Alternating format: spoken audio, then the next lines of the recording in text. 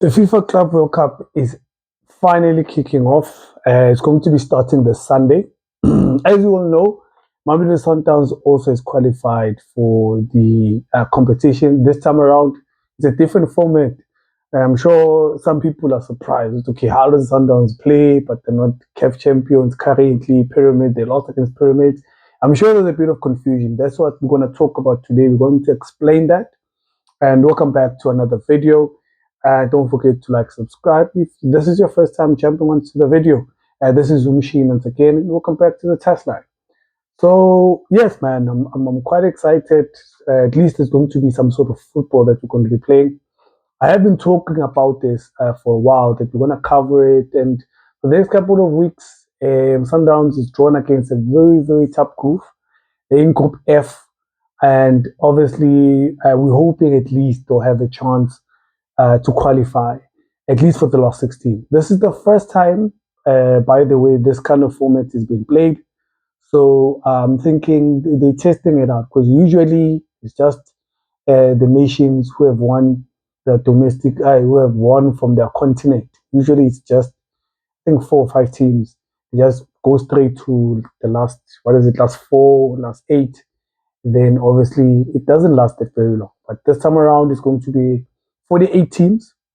It's going to be played in the United States. So Sundowns is already there at the moment, and they've actually released the squad or the players that they are going to be using to play in the tournament. As much as I saw on their social media, there's other players who are not mentioned, like Abuma Pena, but they still are part of the squad. So I'm guessing those young players are being used for obviously just the experience and just to enjoy being there and being part of the whole thing. This is them maybe preparing for the future. But before I start mumbling and talk about everything, I just want to talk about the squad.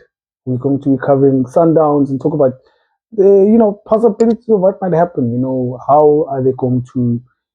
What's their plan and ambition? Because look, hasn't been a good season for them. As much as they've invested a lot with the new coach and the squad that they have, they've just won one tournament or one trophy, if I may say, which is the league. But I don't think there's ambitions of winning this one.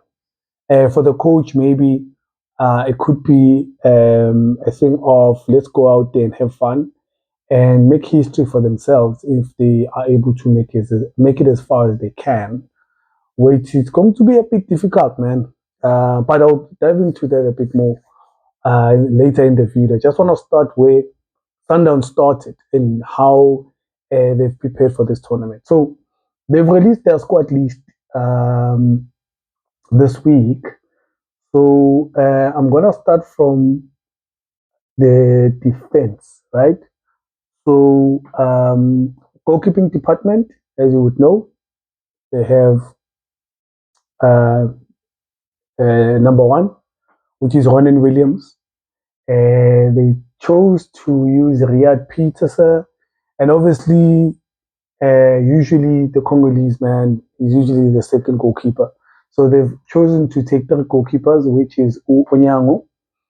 And obviously from the defense, it's a usual lineup. So it's quite expected. So we have it's Mdao, Simvala, the people that you know. Mdao, Vala, Kekana, Morena, Modiba, Ukoza,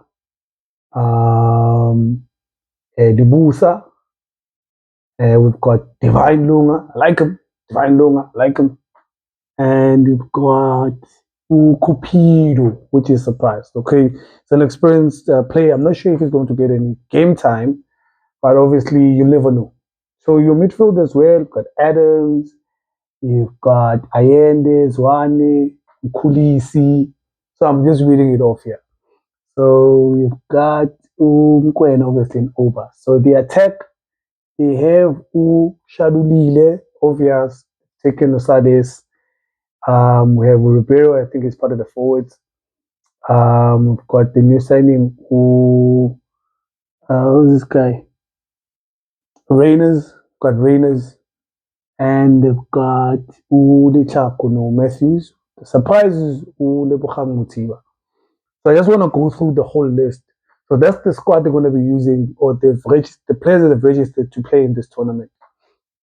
So now getting to the nitty-gritties of why I actually want us to talk about the players that have been taken there, because Mutiba hasn't played any game apart from the final. So I'm not sure in terms of what are the plans for him, maybe tactically, because the group that they've been put in is not an easy group, to be honest. And them qualifying for the last 16, they'll be a surprise. The one thing that for me I would mention here is the fact that the last time they played, when they played against an Asian side, they looked very clumsy. This was Beatrice days, né? So this Alson HDFC team,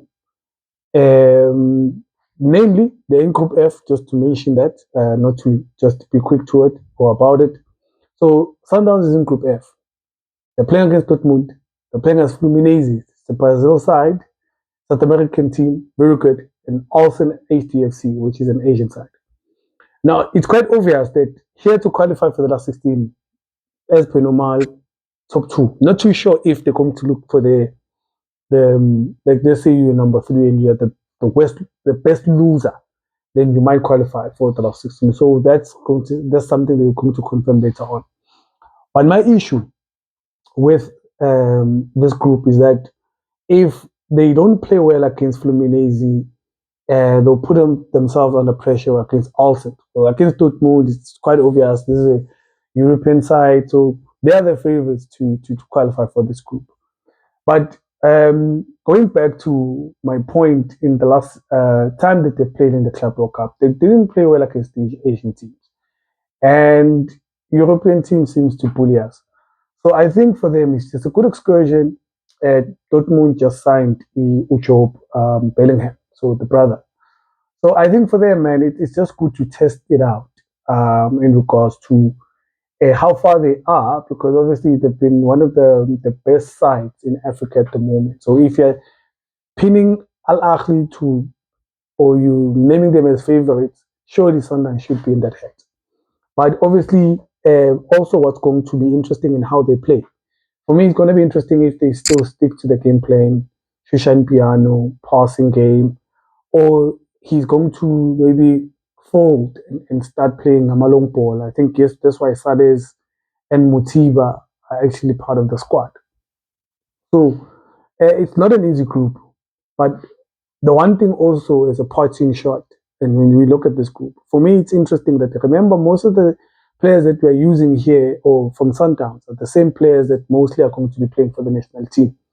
So for me, again, it's like, oh man, this is a good opportunity. So they can test it out. Because if you do qualify for next year, it's the same squad of players. So with enough experience, maybe you can be ambitious next year. And if you qualify for 2026. So that's why there's a bit of an interest in regards to how Sundowns is going to play in this tournament and how are they going to deal with clubs from different nations. Like, obviously in the Asian team, I hope we can at least get a draw, get a good, or maybe a good win, and play our own football at the same time. Fluminense also against the Dortmunds of this world. So we're gonna be playing against these kind of players moving forward. So that's why there's an interest for me, and yeah, man, that's basically what I can say, or my input or my 2 cents in regards to this kind of tournament. But Sundowns fans, let me know what you think in the comments. Do you think at least can Sundowns qualify for the last 16? And can they have a decent tournament? I mean, looking back into how the season has come and them having to qualify and obviously being their first time playing such a format. So all the best to the team. Now, the last thing I want to talk about is the players that they've been left behind.